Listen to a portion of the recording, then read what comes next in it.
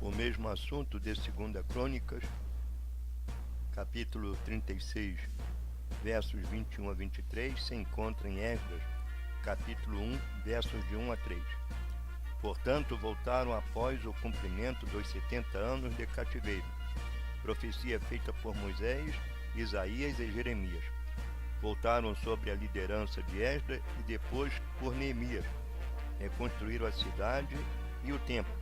Termina o Antigo Testamento, cumprindo-se a primeira profecia relativa ao cativeiro em Deuteronômio capítulo 28, versos 36 e 41. Chegamos ao Novo Testamento, ficando a segunda profecia dos versículos 53 e 64 para se cumprir. Comerão a carne dos filhos e filhas no cerco e no aperto com que teus inimigos te apertarão e serão espalhados por toda a face da terra. Deuteronômio 28, versos 53 e 64. Quem vai determinar o cumprimento desta profecia é o próprio Senhor Jesus Cristo em Mateus 23. Serpente e raça de víboras, como escapareis da condenação do inferno? Portanto, eis que eu vos envio profetas, sábios e escribas, e a um deles matareis e crucificareis, e a outros deles açoitareis nas vossas sinagogas, e os perseguireis de cidade em cidade, para que sobre vós caia todo o sangue justo que foi derramado sobre a terra, desde o sangue de Abel, o justo, até o sangue de Zacarias, filho de Baraquias, que mataste entre o santuário e o altar. Em verdade vos digo que todas estas coisas hão de vir sobre esta geração. Mateus 23, versos 33 a 36. Israel foi destruído da face da terra no ano 70 depois de Cristo. Foi um ato aleatório, foi um ano aleatório ou um ano profético? Quem profetizou? Foi um ano profético profetizado pelo Senhor Jesus Cristo, a verdade.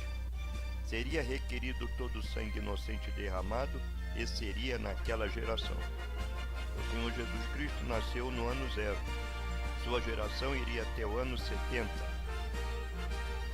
Mas ele foi cortado da terra dos viventes no ano 33. Sua geração iria até o ano 70. Israel foi espalhado pelo mundo no final da geração do Senhor Jesus Cristo. Segundo a palavra do Senhor no Salmo 90, o tempo de uma geração bíblica é de 70 anos. Temos aqui dois acontecimentos que levaram 70 anos para se cumprir. O primeiro foi o cativeiro na Babilônia, e o segundo foi do nascimento do Senhor Jesus até a destruição de Israel no ano 70. O Senhor Jesus Cristo realiza a sua lamentação sobre Jerusalém, dizendo: Jerusalém, Jerusalém, que mata os profetas e apedreja os que te são enviados. Quantas vezes quis eu ajuntar os teus filhos, como a galinha ajunta os seus pintos debaixo das asas, e tu não quiseste. Eis que a vossa casa vos ficará deserta, porque eu vos digo que, desde agora me não vereis mais, até que digais, bendito o que vem em nome do Senhor. Mateus 23, versos 37 a 39. O Messias prometido, o Salvador de Israel, veio para que era seus e os seus não receberam. Por isso, a grande lamentação do Senhor Jesus sobre Jerusalém. E quando Jesus ia saindo do templo, aproximaram-se dele os seus discípulos para lhes mostrarem a estrutura do templo. Jesus, porém, lhes disse: Não vedes tudo isto? Em verdade vos digo que não ficará pedra sobre pedra que não seja derribada. E assentado-se no Monte das Oliveiras, chegaram a ele os seus discípulos em particular, dizendo: Dize-nos quando serão essas coisas, e que sinal haverá da tua vinda e do fim do mundo. O Senhor Jesus Cristo começa então a falar sobre os sinais. E diz: Mas quando virdes Jerusalém cercada de exército, sabei então que é chegada a sua desolação. Então os que estiverem na Judéia que fujam para os montes, e os que estiverem no meio da cidade, que saiam, e os que estiverem no campo, que não entrem nela, porque dias de vingança são estes, para que se cumpra todas as coisas que estão escritas. Mas ai das grávidas e das que criarem naquele dia, porque haverá grande aflição na terra e ira sobre este povo. E cairão o fio da espada, e para todas as nações serão levadas cativo, e Jerusalém será pisada pelos gentios, até que o tempo dos gentios se complete.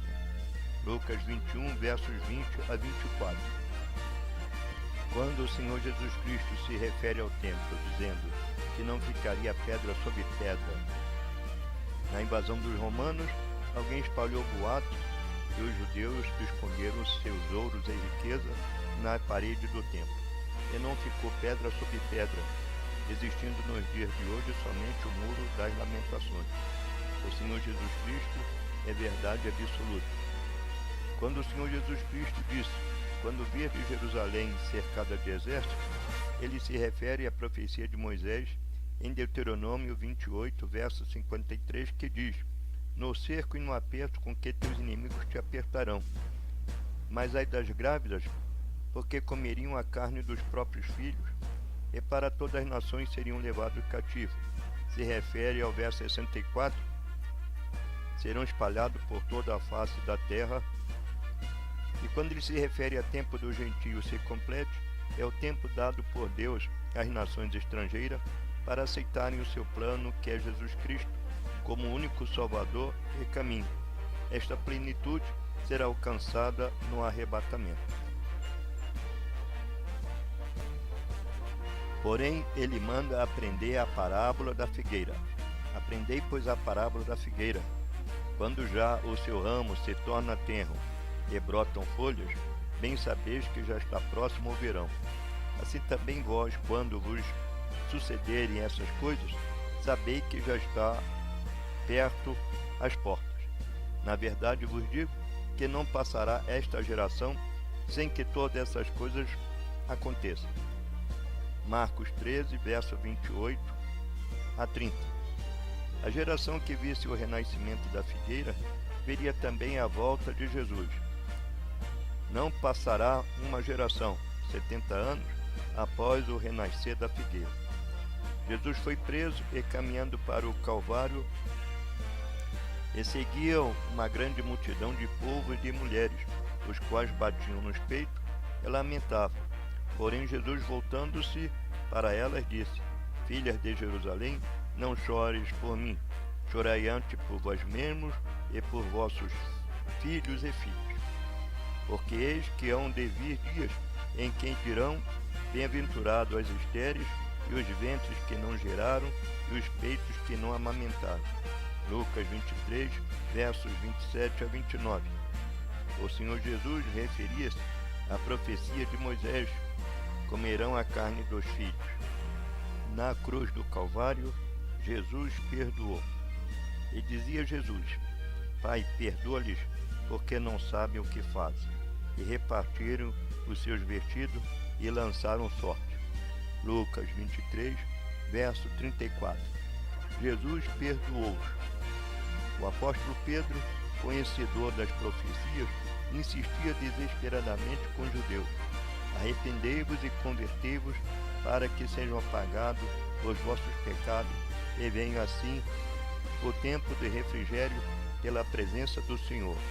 Atos 3, versos 19. Os líderes religiosos passam a perseguir os apóstolos, vão matando um a um.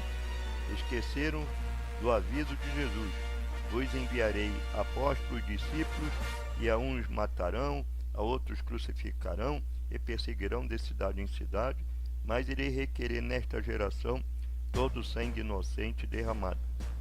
Paulo também insistia em pregar para os judeus. E aconteceu que, tornando eu para Jerusalém, quando orava no templo, fui arrebatado para fora de mim. E via aquele que me dizia: dá-te pressa e sai apressadamente de Jerusalém, porque não receberão o teu testemunho acerca de mim. E eu disse: Senhor, eles sabem que eu lançava na prisão e açoitava nas sinagogas os que criam em ti. E quando o sangue de Estevão, tua testemunha, se derramava, também eu estava presente e consentia na sua morte, e guardava as vestes dos que o matavam. E disse-me: vai, porque hei de enviar-te aos gentios de longe. Atos 22, 17 a 21.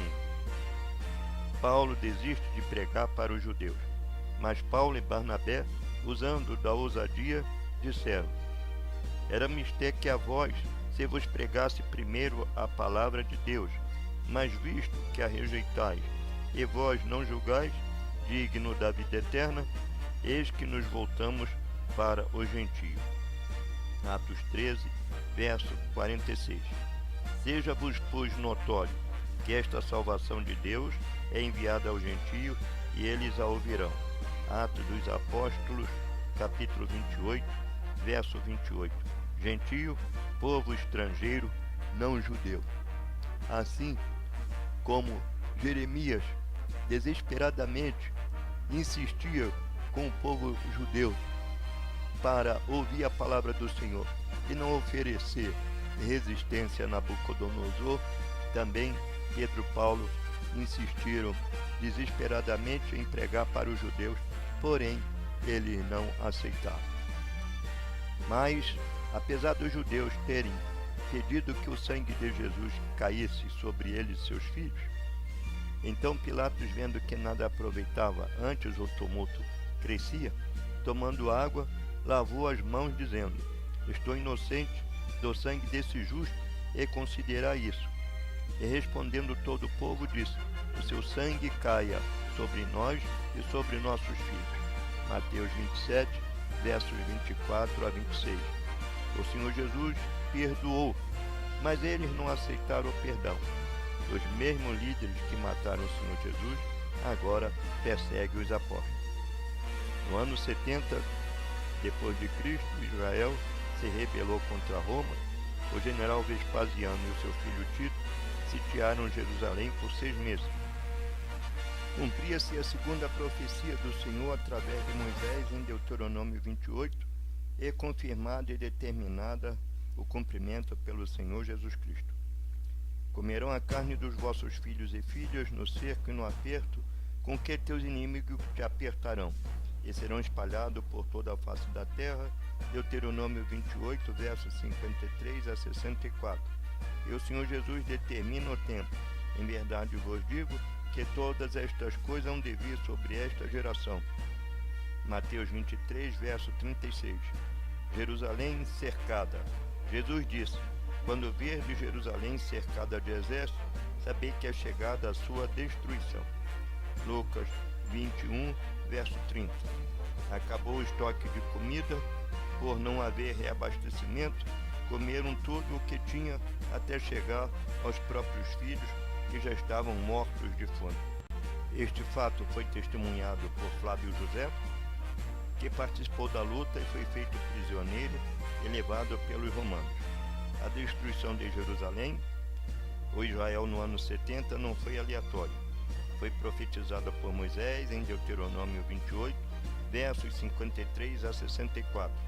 A Bíblia é a palavra de Deus, inspirada pelo Espírito Santo. Não é de particular interpretação. Ela mesmo responde a tudo. Não depende da nossa intelectualidade, mas do nosso sentimento de humildade diante de Deus. Deus considera soberba o homem tentar entrar em seus mistérios sem a devida humildade. Deus resiste aos soberbos e dá graça aos humildes. Tiago, capítulo 4, verso 6. Se alguém tem falta de sabedoria, peça a Deus, que a todos dá livremente. Tiago, capítulo 1, verso 5.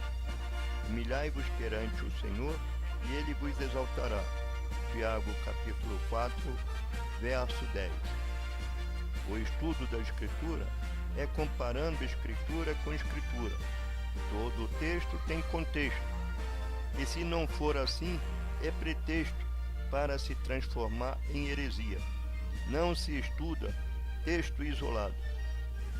Israel foi espalhado por toda a face da terra no ano 70. João Batista, iniciando seu ministério, se referindo aos líderes religiosos da época, já exortava. E vendo João, ele, muitos dos fariseus e saduceus que vinham ao seu batismo, dizia-lhes: raça de víboras, quem vos ensinou a fugir da ira futura? Produzi, pois, fruto digno de arrependimento. Mateus capítulo 3, versos 7 e 8. E de manhã, voltando Jesus para a cidade, teve fome, e avistando uma figueira perto do caminho, dirigiu-se a ela e não achou nela senão folhas, e disse-lhe: nunca mais nasça fruto de ti. E a figueira secou-se imediatamente. Mateus 21, versos 18 a 19. Israel é a figueira, não produziu frutos dignos de arrependimento. Porém, as promessas de Deus a Abraão, Isaque e Jacó irão se cumprir em toda a plenitude. Ora, o Senhor disse a Abraão: sai da tua terra e da tua parentela e da casa de teu pai, para a terra que eu te mostrarei. E far-te-ei uma grande nação, e abençoar-te-ei, e engrandecerei o teu nome, e tu serás uma bênção. E abençoarei os que te abençoarem, e amaldiçoarei os que te amaldiçoarem. E em ti serão benditas todas as famílias da terra. O povo de Israel são o povo da promessa. Abraão é chamado de o pai da fé. Por causa da fé de Abraão, Deus ficou livre para enviar seu filho ao mundo. Abraão só tinha um filho, e Deus, provando-o, pediu seu filho em sacrifício.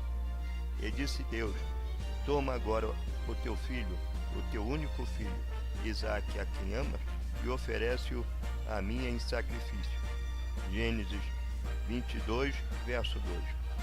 Como Abraão ia ser pai de uma tão grande nação, se na velhice gerou um filho, e agora era pedido pelo Senhor.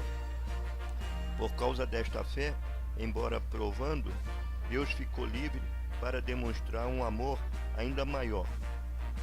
Deus amou o mundo de tal maneira que deu seu único filho, para que todo aquele que nele crê não pereça, mas tenha a vida eterna. Deus deu o seu filho para salvar toda a humanidade, e não havia nenhum justo,